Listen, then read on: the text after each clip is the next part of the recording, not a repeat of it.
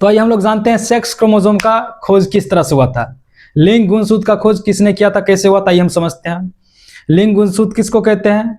जो संतति के लिंग को डिसाइड करेगा, यानी कि जो संतति उत्पन्न हो रहा है, जन्म ले रहा है, वो लड़का होगा कि लड़की, यानी कि मेल होगा कि फीमेल होगा, ये कौन डिसाइड करता है? सेक्स क्रोमोसोम डिसाइड करता था। आइए हम जानते हैं सेक्स क्रोमोसोम का डिस्कवरी कैसे हुआ था। आइए सुनिएगा, सेक्स क्रोमोसोम को डिस्कवर करने के लिए 3 साइंटिस्ट आए थे। देखिए पहला कौन आया था? सबसे पहले आया था हैंकिंग साहब। इन्होंने 1891 ईस्वी में इन्होंने वर्क किया किस पर? जुगनू पर। जुगनू समझते हैं क्या होता है? जो रात के समय निकलता है। अब धीरे धीरे जुगनू खत्म हो गया है, क्योंकि जुगनू वहां पे दिखता है आपको जहां पे प्राकृतिक लाइट हो, प्राकृतिक वातावरण हो, पोल्यूशन कम हो, वहां दिखता है। लेकिन अब तो आपको दिख रहा है कि हर एक जगह पोल्यूशन ज्यादा बढ़ रहा है, प्राकृतिक लाइट खत्म धीरे धीरे होते जा रहा है, रात और दिन में पता ही नहीं चल रहा है। रात बना लोग को रेस्ट करने के लिए, फिर भी लोग रात में भी काम किया जा रहा है।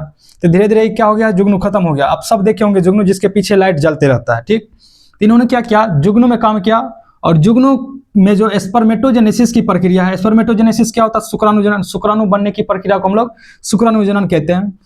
तो जब ये हैंकिंग साहब इस जुगनू के स्पर्मेटोजेनेसिस पर काम कर रहे थे काम, तो उन्होंने क्या देखा कि 50% जो उसका स्पर्म है उसमें एक स्पेशल टाइप का स्ट्रक्चर पाया जा रहा था, जिसके बारे में उसको पता नहीं था। उन्होंने उसका नाम दे दिया एक्स बॉडी।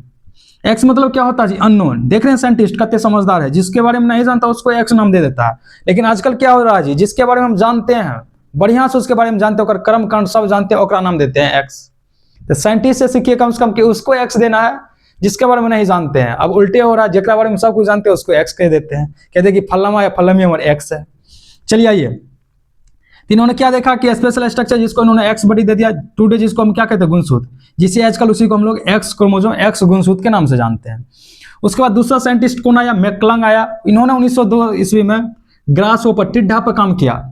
देखिए आप लोग टिड्डा जो कि ग्रीन कलर का रहेगा, देखिएगा, जैसे हम अपना लोग एक फर्र भी कहते हैं देहाती भाषा में। तो इन्होंने जब ग्रास होपर पर काम किया तो इन्होंने देखा कि फीमेल में एक ही तरह का क्रोमोसोम पाया जाता है, जिसको उन्होंने एक्स नाम दिया। और मेल में देखा क्या कि सिर्फ और सिर्फ एक्स क्रोमोसोम पाया जा रहा है, उसमें एक स्ट्रक्चर, एक जो क्रोमोसोम है वो एब्सेंट है, इसीलिए उसको उन्होंने ओ दे दिया। ओ से याद रखिएगा 0, यानी कि कुछ नहीं, एब्सेंट है। इन्होंने क्या देखा? ग्रास होपर में मेल में एक ही तरह का क्रोमोसोम, फीमेल में एक ही तरह का क्रोमोसोम पाया जाता है, उन्होंने उसको एक्स नाम दे दिया। और मेल में देखा कि सिर्फ और सिर्फ एक्स क्रोमोसोम पाया जाता है, दूसरा क्रोमोसोम नहीं पाया जाता, तो उसको उन्होंने नाम दे दिया ओ, यानी कि 0 से याद रखिएगा, कुछ नहीं।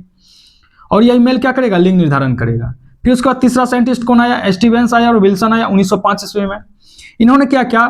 मीलवर्म बीटल पर काम किया स्टीवेंस, और विल्सन ने ट्रू बग्स पर काम किया। ये क्या है? ये कीड़ा मकोड़ा है जी, कीड़ा है। देखें आप लोग कीड़ा, मीलवर्म बीटल आप देखिएगा ब्लैक कलर का होता है, जिसको गांव घर में अपना लोग कहते हैं भेम कहते हैं, जो कि अगर रूम में आ जाता है तो कहते हैं कि भूत आ गया। देखिएगा थोड़ा ब्लैक कलर का नजर आता है, वही कीड़ा होता है ये मीलवर्म। और ट्रू बग्स क्या होता है? ट्रू बग्स आप देखिएगा जो ग्रीन कलर का होता है, जिसका स्मेल अच्छा नहीं होता, घास में पाया जाता है। देखिएगा अगर कहीं आ गया तो उसका स्मेल एकदम अजीब सा आने लगता है, उसी को हम लोग ट्रू बग कहते हैं। सिंपल या देखिएगा मीलवर्म बीटल, ये ट्रू बग क्या है? कीड़ा है, ठीक। स्टीवेंस से मीलवर्म बीटल पर काम किया और विल्सन ट्रू बग्स पर काम किया। और इन्होंने फाइनली बताया क्या? जो मेल में होता है वो अलग अलग क्रोमोसोम पाया जाएगा एक्स और वाई, और फीमेल में पाया जाएगा एक्स। तो माना में क्या होता है? यही मेल डिसाइड करेगा क्या कि जो बउआ होगा मेल होगा कि फीमेल होगा, और फीमेल में क्या पाया जाएगा? सिर्फ और सिर्फ एक्स क्रोमोसोम। तो समझ गए? एक बार और फिर से समझ लीजिएगा।